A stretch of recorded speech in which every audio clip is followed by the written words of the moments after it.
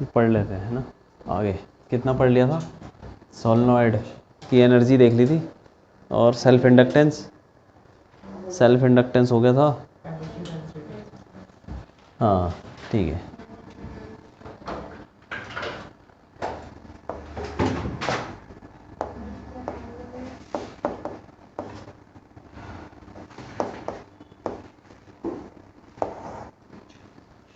Mutual inductance, ये भी वैसा ही कुछ होता है। सेल्फ इंडक्टेंस क्या होता है कि जो अपने ही फ्लक्स के चेंज को अपोज कर दे। सिंपल कि फ्लक्स जो हो रहा है वो अपनी ही वजह से हो, अपने ही करंट की वजह से हो रहा है, और उसी को वो अपोज कर रहा है, उसके चेंज को। म्यूचुअल क्या हुआ? किसी दूसरे वाले को। ये फैराडे लॉ जैसे में होगा।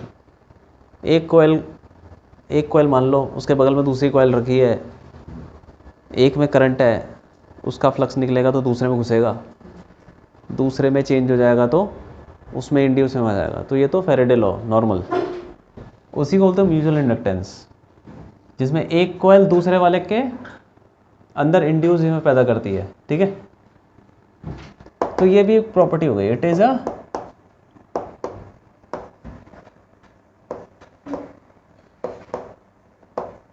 किसकी प्रॉपर्टी है ये? अरे दो, यहाँ पे दो चीज़ होनी है। अब सेल्फ में तो एक ही कॉइल होती है, इसमें दो हैं, तो प्रॉपर्टी किसकी होगी? Pair of coils. Property of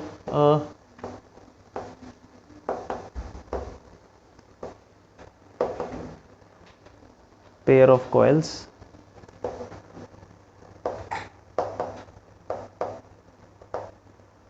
by virtue of which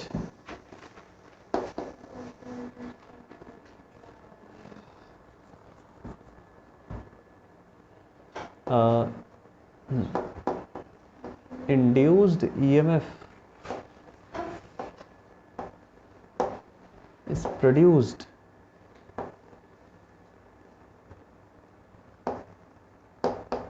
in a coil when current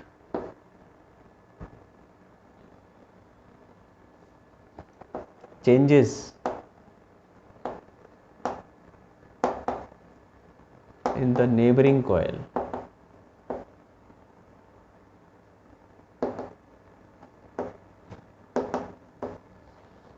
एक कॉइल में इंड्यूस ईएमएफ पैदा हो जाता है जब बगल वाली कॉइल में करंट चेंज हो जाता है कुछ नहीं हो, वही सिर्फ चीज़ है। फ्लक्स निकालो, डिफरेंशिएट करो।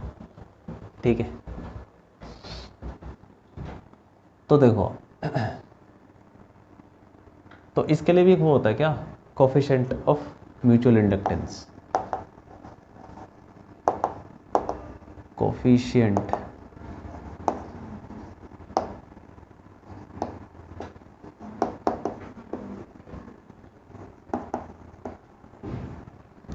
वो m से डिनोट करते हैं, m।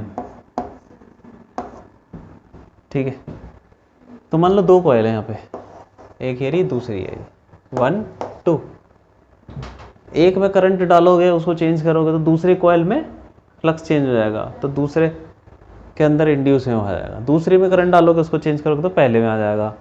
तो एक दूसरे को के अंदर ये इंड्यूस में पैदा कर सकते हैं। तो इसको डिफाइन कर सकते हैं, m से डिनोट करते हैं। Mutual inductance of 1 due to 2 तो बोलते हैं पहले का म्यूचुअल इंडक्टेंस किसकी वजह से? दूसरे की वजह से। ठीक है, तो वही फ्लक्स किस में होगा? फ्लक्स पहले में, अपॉन करंट किसका? दूसरे का। हाँ, ये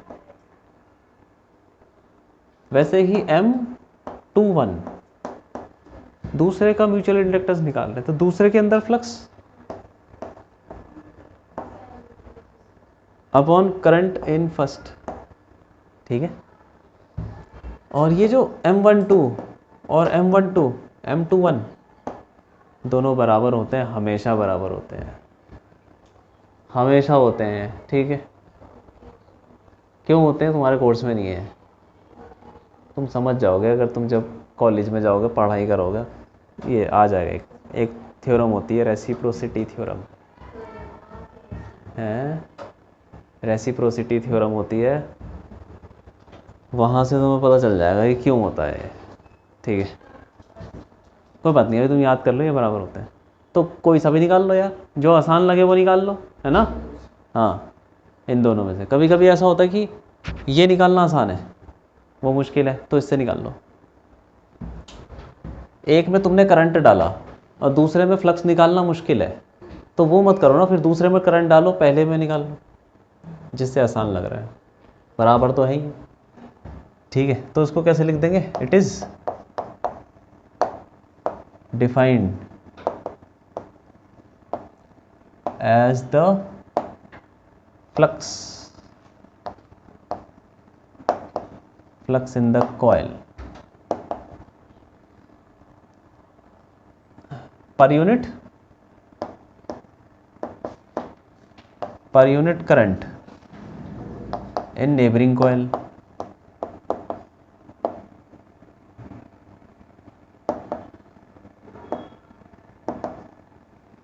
ठीक है भाई, इसकी ऐसा ही यूनिट एक प्रॉपर्टी है। ठीक है, प्रॉपर्टी किस पर डिपेंड करती है? मटेरियल, यहाँ मटेरियल पे नहीं, यहाँ पे हमने एल निकाला था। एल क्या निकाला था? क्या था एल? हाँ, क्या था फॉर्मूला? क्या था?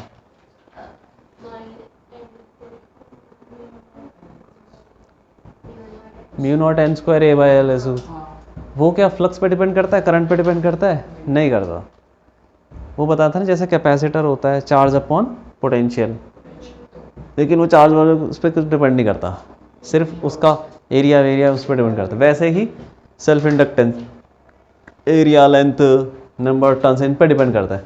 सेम यही कहानी, ये भी इस पर डिपेंड नहीं करता, फ्लक्स और करंट पे डिपेंड नहीं करता। करंट जीरो डाल दो तुम, कुछ नहीं होता उससे।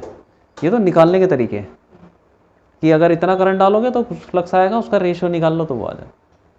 जैसे जैसे तुम करंट कम करोगे फ्लक्स भी कम होता जाएगा, करंट को आधा करोगे फ्लक्स भी आधा हो जाएगा। ठीक है, ऐसा यूनिट ऑफ एम, इसको तुम एम बोल दो या फिर M12 कुछ भी बोलो, क्या ही फर्क पड़ रहा है, तो बराबर है सब। लेकिन जब तुम निकाल रहे होते हो ना, तब याद रखना है कि अगर तुम पहले का सेल्फ म्यूचुअल इंडक्टेंस निकाल रहे हो तो पहले में फ्लक्स लेना है और दूसरे में करंट लेना है। ठीक है, ऐसा यूनिट ऑफ एम इज वही हेनरी है, इसकी भी सेल्फ इंडक्टेंस म्यूचुअल इंडक्टेंस दोनों की यूनिट हेनरी है। ठीक है, अब निकालते हैं म्यूचुअल इंडक्टेंस। किसका निकालते हैं? सोलेनॉइड का ना। अब यहाँ पे दो सोलेनॉइड कर ले, म्यूचुअल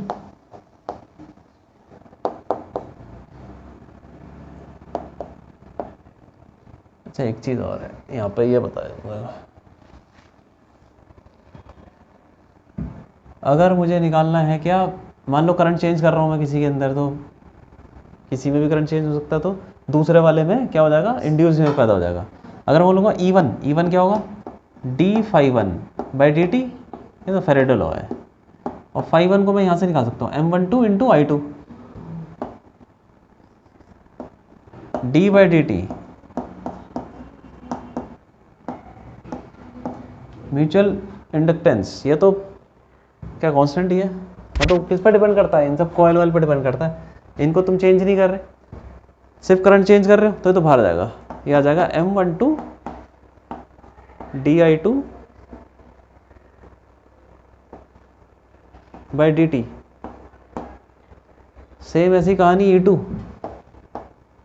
माइनस लगा दो, इसमें कोई फर्क नहीं पड़ रहा उससे। माइनस तो तुम्हें क्या बताता है? डायरेक्शन, लेंज लॉ से निकालेंगे वो। ठीक है, माइनस d∅2/dt, यहाँ पे ∅2 रख दो, क्या आएगा? M21 I1, क्यों? ये हो जाएगा माइनस M21 di1 बाय, बस।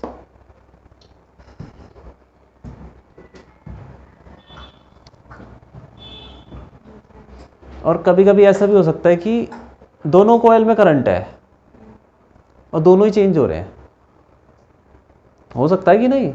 कुछ भी हो सकता है यार। सेल्फ इंडक्टेंस में तो हमने पढ़ा था एक कॉयल है उसी में चेंज होगा और क्या होगा, है ना। तो उसमें तो minus L D by D T, ठीक है। और इसमें एक को पहली कॉयल में करंट चेंज होगा तो दूसरे में इंड्यूस में पैदा हो जाएगा, और दूसरे में भी करंट है उसमें भी चेंज हो जाएगा तो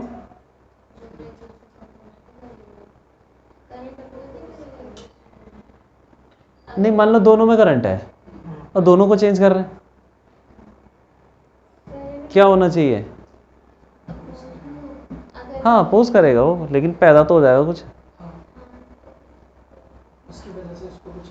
हाँ तो क्या लिखेंगे फिर, मान लो दोनों में करंट चेंज कर रहे हैं, I1 I2 दोनों चेंज हो रहे हैं, क्या होगा।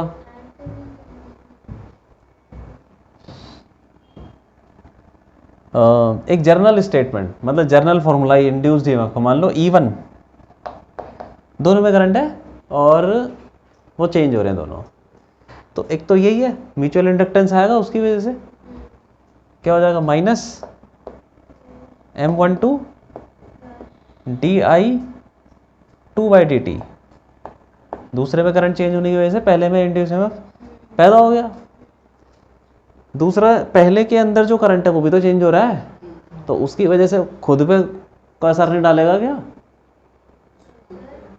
अरे E1 के अंदर क्यों, हाँ तो खुद पे जब असर डालता है तो कौन सा ईएमएफ, सेल्फ इंडक्टेंस, तो minus L1 DI1 by D T, बात समझ में आ गई। ऐसे ही E2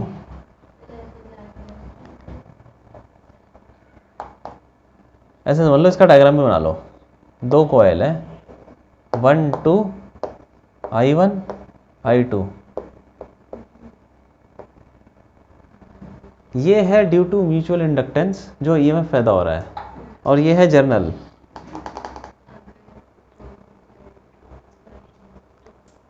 ठीक है, और अगर तुम्हारे में ऐसा है कि दो कॉयल है सिर्फ एक ही में करंट डाल के तुम चेंज कर रहे हो, तब तो ये म्यूचुअल इंडक्टेंस आएगा। अगर दोनों में करंट बह रहा है और चेंज भी हो रहा है तो फिर सेल्फ इंडक्टेंस भी आ जाएगा, ठीक है। हाँ तो minus M21 DI1 by D T, इसका कुछ खास काम नहीं है, बहुत मुश्किल है मतलब इसके ऊपर क्वेश्चन आना। माइनस L2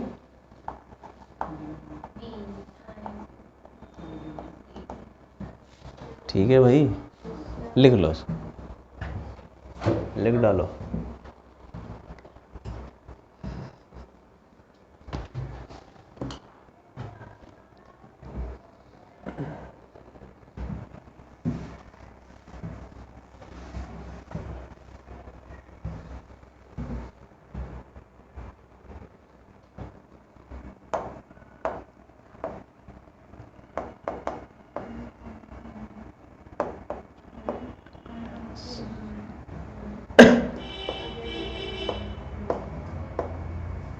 पेयर ऑफ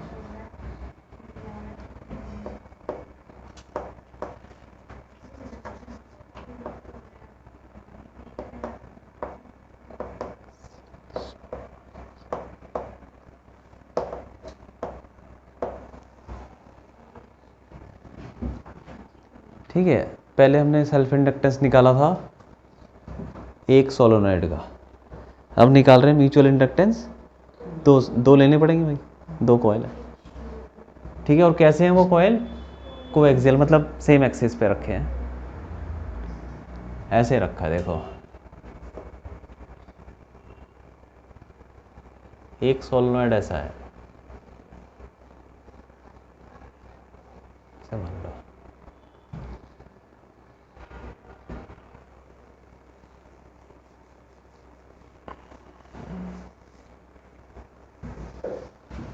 ठीक है, दूसरा वाला इसी के अंदर रखा हुआ है, ऐसे ले लो उसको,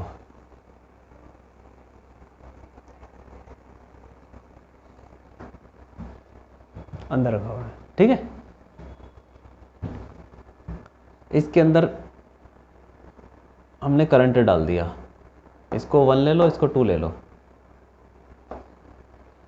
बड़ा वाला 1 है तो I1।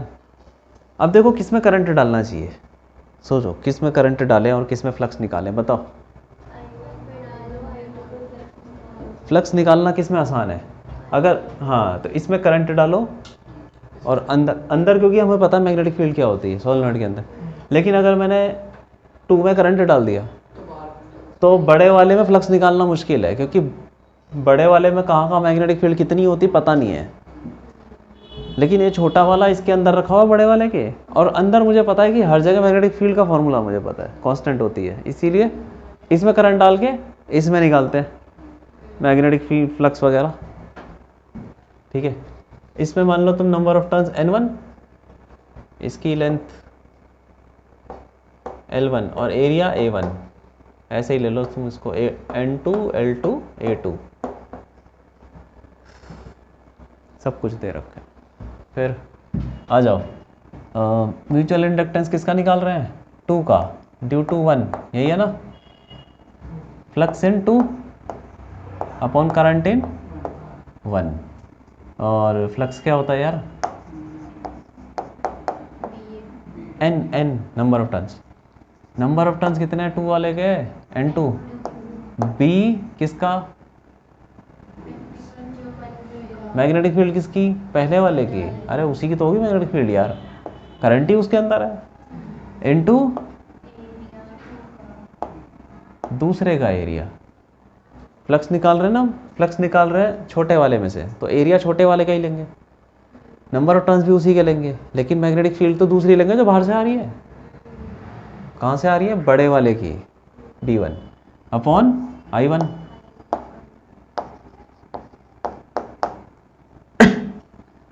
छोटी सी डेरिवेशन है, जैसे उसकी थी बिल्कुल वैसी है। N2 मैग्नेटिक फील्ड क्या होती है, म्यू नॉट, पहले वाली, N1 I1 अपॉन L1, यही होता ना मैग्नेटिक फील्ड, सोलेनॉइड की मैग्नेटिक फील्ड इंटू A2, ये कट, और साथ में I1 भी नीचे, ये कट गया,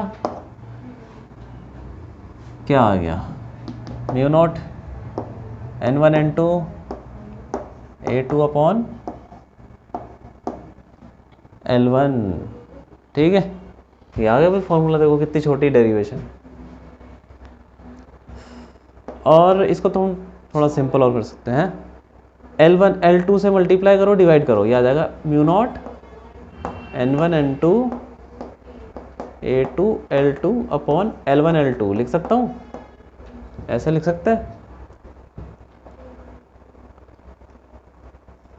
ठीक है, N1 अपॉन L1 छोटा n, और ये भी छोटा N2, तो इसको तो फाइनली आ जाएगा M21 is equal to mu naught छोटा N1 छोटा N2 A2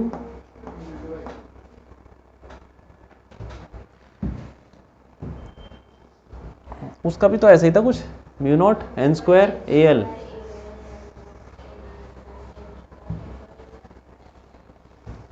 लिख लो,